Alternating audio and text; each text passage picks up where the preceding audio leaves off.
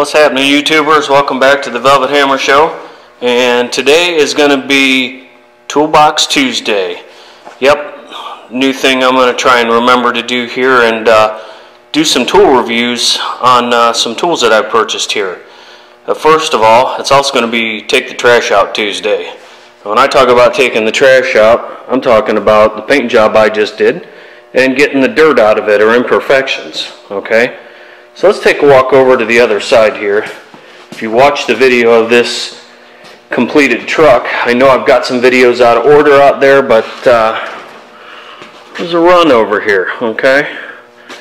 And other than my finger just wiping into it, I've got the run out. There's a little scratch still in it right here. It looks like I missed.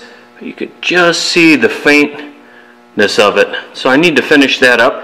But yeah, she's almost out. The whole idea here is some tools to take the garbage out of your paint when you're painting, well, wherever you're painting. So I want to do a little review and a little demo here on this polisher that I picked up. This is a Rupes Bigfoot Polisher. It's the LHR 75 model. It is pneumatic, so plug it into the air hose and go. Alright, this has a 15 millimeter orbit, which, if you want to talk about orbit, that's kind of how this oscillates back and forth as it spins. So I don't know if you guys can see. That's how far the orbit is on that. Now you want to look at something that has about a 3/16, or I'm sorry, this one is 3/32 orbit. You really, no matter what I do, you can't see that orbit. It's real tight, so it'll leave a real skinny pattern.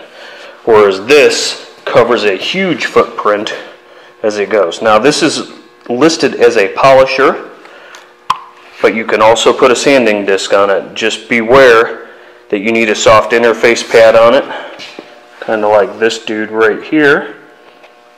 And you need to check your work very frequently, like do in short bursts, because you will sand through a clear coat lickety-split with that.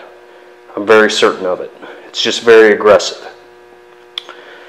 I purchased this a couple weeks ago, and I've been wanting to do a review, but I haven't had anything to use it on.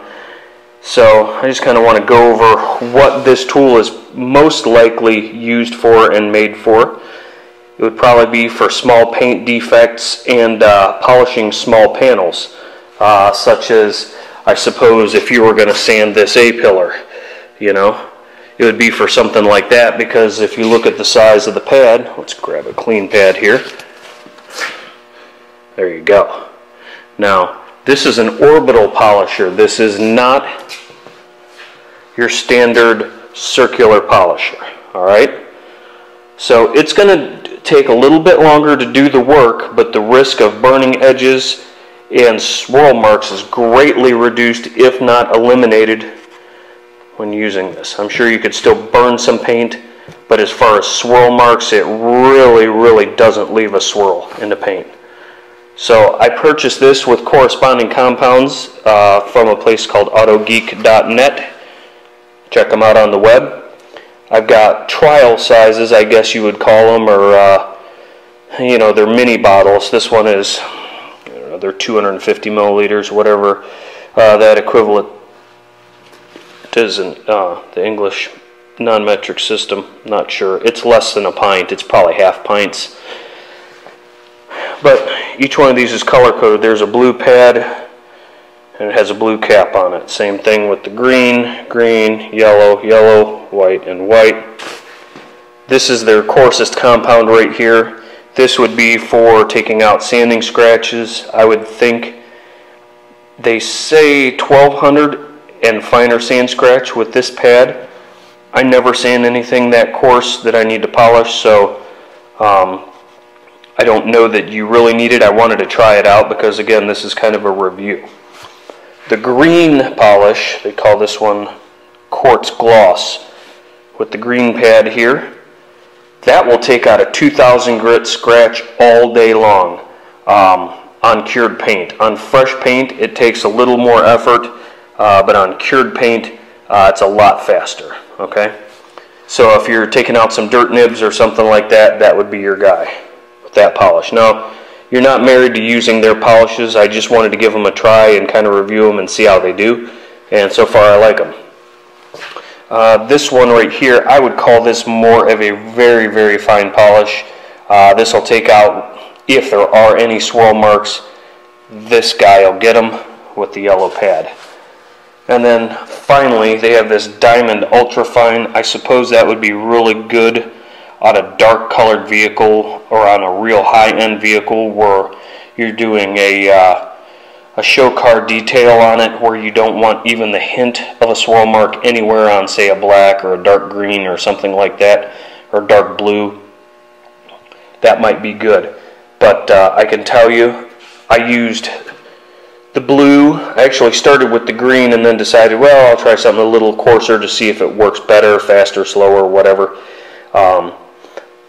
Basically, for most purposes, taking out dirt nibs, I would probably use a green pad and the green compound or coarse polish, and then this yellow one with the fine polish and walk away from it, because there were no swirl marks left after that.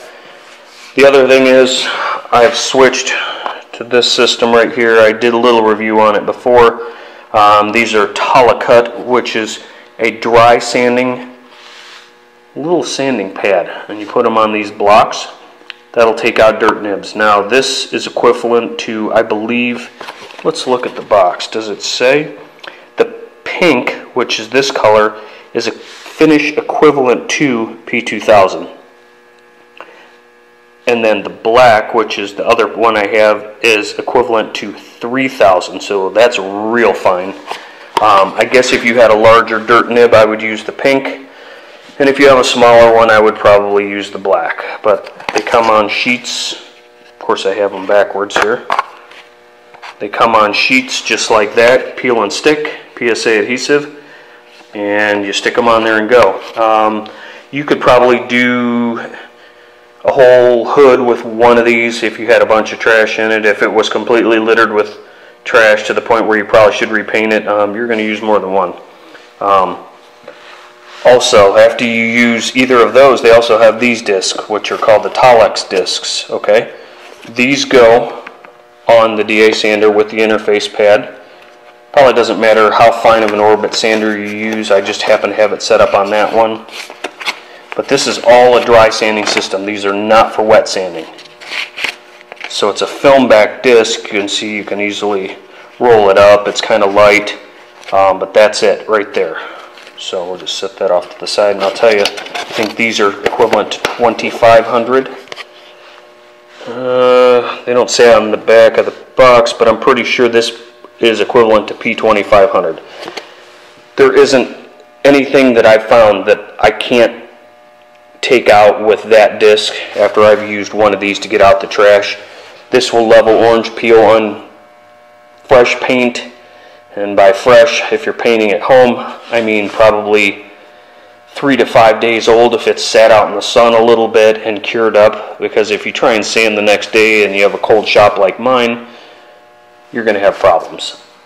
The scratches will come back, you won't get a full gloss, and that sort of thing.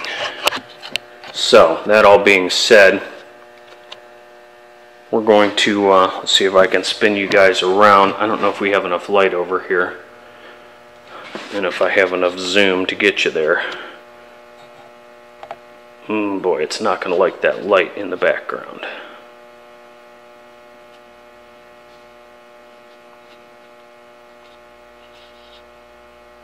Nope, I'm going to have to take you off the stand.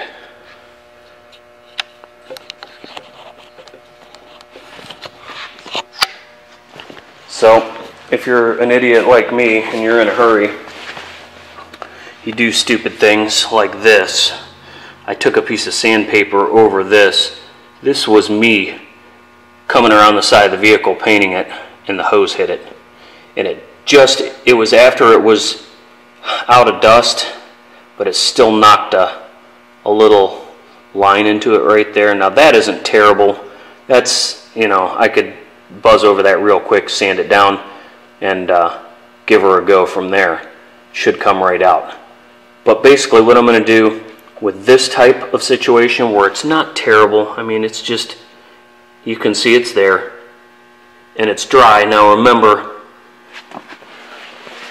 this is a semi-truck cab. That cab is going to be 3 feet in the air. So that will be the first thing you see getting into it, not so much what's up high. So I want that all nice and smooth. The doors are in nice shape. I'll take some trash out of them, but this is just kind of a review on this polishing system. So we're going to go ahead and get set up here. Okay, I would think you could see that pretty well. So we got this little block set up here. It's not very big. I'm not trying to level a big area. But I'm just going to go across it. This clear was put on Saturday. Now it doesn't really matter if you straight line sand with these or kind of, you can also rub them in a circle, which you would think is a no-no, but really I've seen people do it both ways with very good results. This paper is absolutely amazing in what it can do. It's very sharp. It leaves a very even scratch pattern. Now you could use a much larger block if you had full sheet paper, which I believe they make sheet paper in this Tolecut or Tolex, whichever one it is. I think this is the Tolecut. But pretty much knocked orange peel right out of it just by sanding a tiny bit. Now really this cab didn't turn out terrible as far as orange peel goes. It is more so on the back and the roof, but the doors and the cab sides are pretty good. So I'll just take the trash out of them and go. So there you go. I think you guys can see that. I'll get you up close, but you can see the scratch pattern it leaves and understand what's going on maybe a little better.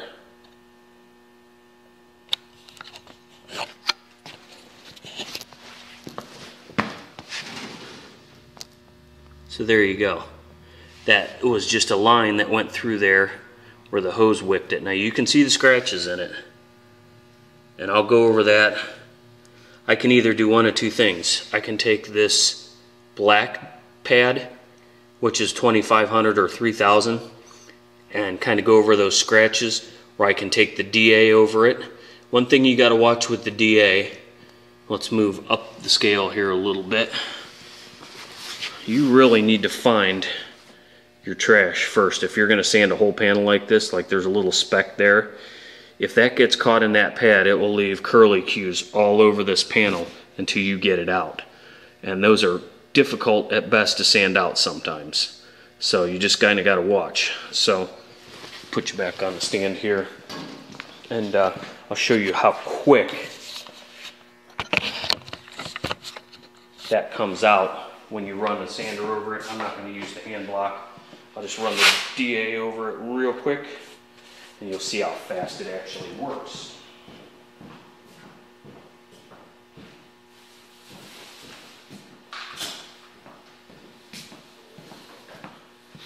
Again, watch your edges with the DA sander.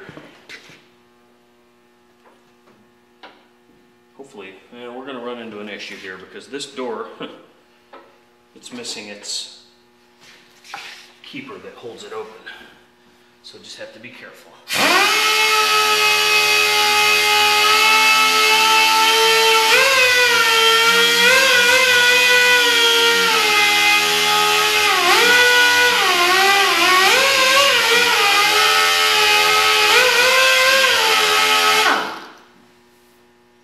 Normally I keep a microfiber in my pocket, but I do not have one, so I'm just wiping it with my clean hand here.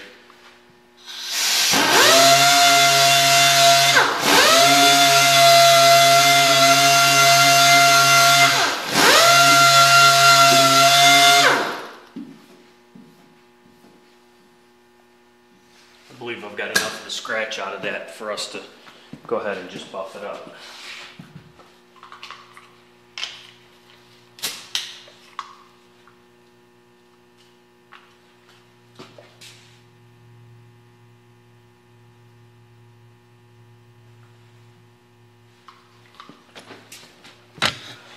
we go with the polisher, blue pad. And I'll not push the trigger all the way just so the compound doesn't sling off. There we go, and that's sort of spread around. I'm just going to do this quick little area to show you how to take out a defect, more or less. And I'll probably go back and get the rest of the trash out of it. This could be an hour-long video, if not.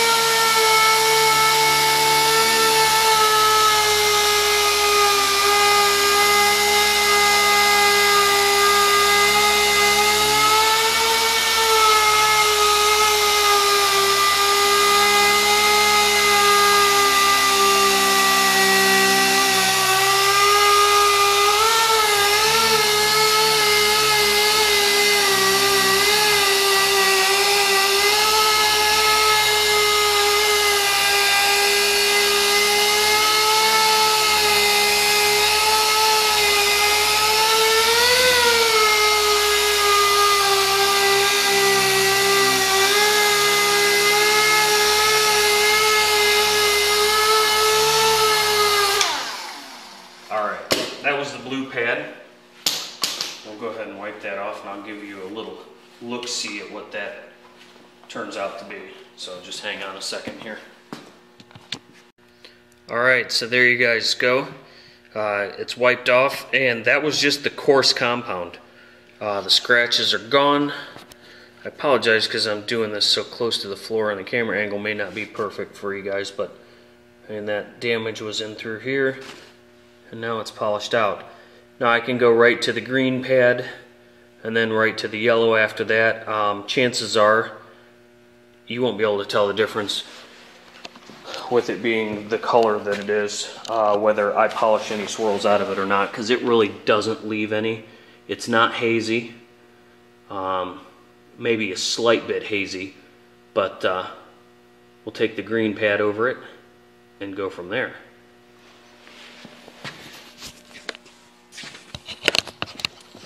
Now with this polishing system, one thing you got to keep in mind is it's not a rotary polisher, it's orbital. It takes longer to do the work, so patience is pretty important because it doesn't take it out as fast as you would expect it to, but the end result, in my opinion, is as nice or nicer without getting the swirl mark, the heavy swirl marks. You need a swirl because the swirl is what cuts the paint.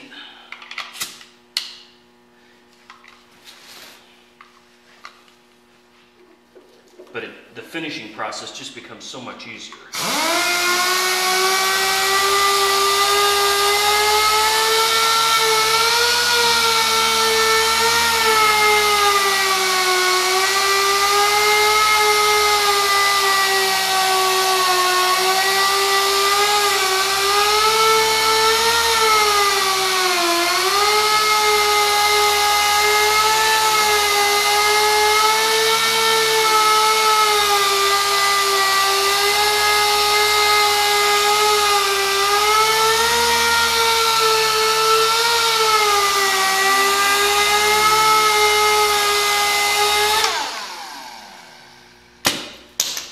So take the green pad, and that's pretty much all that that's going to need.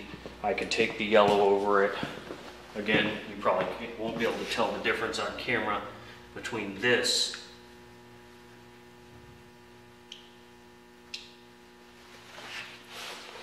and the yellow pad. I think it looks just fine.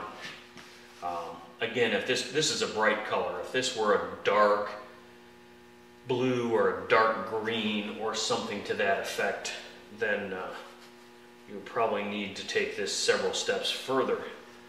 But for this, that's ready to go. So, hope you guys enjoyed this little, not necessarily a how-to, but kind of a review of sorts on those products right there. I'll do more as time goes on, but quite frankly, it's all kind of repetitive in what you're doing. The zoom back out here.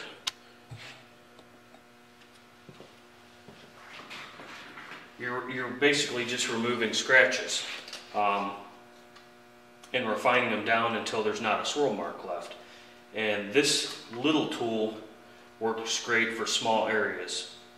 They have a bigger model. They have a model 15 and a model 21 that are electric, and I've seen people use them to do basically what you call paint correction. So if you have scratches and a nice finish on a car, things like that. Not a whole lot of guys talking about these polishers for doing a cut and buff. And I believe it might take you longer, but in the end, you may have better results. I don't know because I don't own the large polisher, but for the majority of what I do, I will use this little guy right here and take paint defects out of fenders and doors and curved surfaces. So that's it for this little one, guys. Hope you enjoyed, and we'll catch you later.